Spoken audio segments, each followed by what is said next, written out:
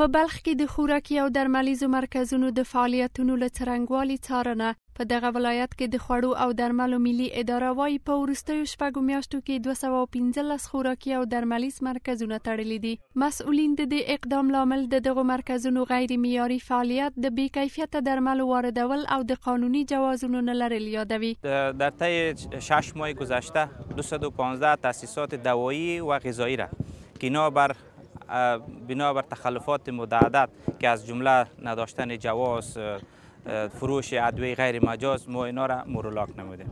په ورته مهال په دغه موده کې تازه شاوخوا 80 ټنه بې کیفیته درمل او خوراکي توکي چې د بلخ مرکز، مزار شریف ښار او ولسوالیو څخه راټول شوي وو د بلخ د عامې روغتیا ریاست له لوري وسوځول شول. د یادې ادارې مسؤلین وایي د بې کیفیته او تاریخ تیره درملو او خوراکي توکو واردولو څخه د مخنیوي په موخه د درملو او خوراکي توکو د مرکزونو پر فعالیتونو جدي څارنه لري. تیرو شپږو میاشتو په جریان کې 80 ټنه هغه درمل چې هغه غیر مزاج و یا هغه درمل چې در وخت تیر شوي درمل و د شپږو میاشتو په جریان کې راټول شوي و.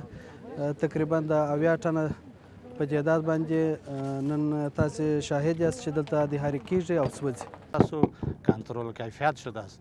بسیار چیز اندک از که از طریقهای غیر قانونی وارد مرزهای افغانستان می شود و 95% از دوای تمام شرکتی و پروفرم و گمرک شدگی است. صرف به نابود بازار و نابود اقتصاد فعلا در افغانستان باعث شده است که دوا تاریخش میگذرد. دا په داسې حال کې ده چې تر دې وړاندې د اسلامي امارت جګپوړو مسؤلینو تل په هیواد کې د با کیفیته درملو پر تولید او د بې کیفیته درملو واردولو څخه پر مخنیوي ټینګار کړی دی.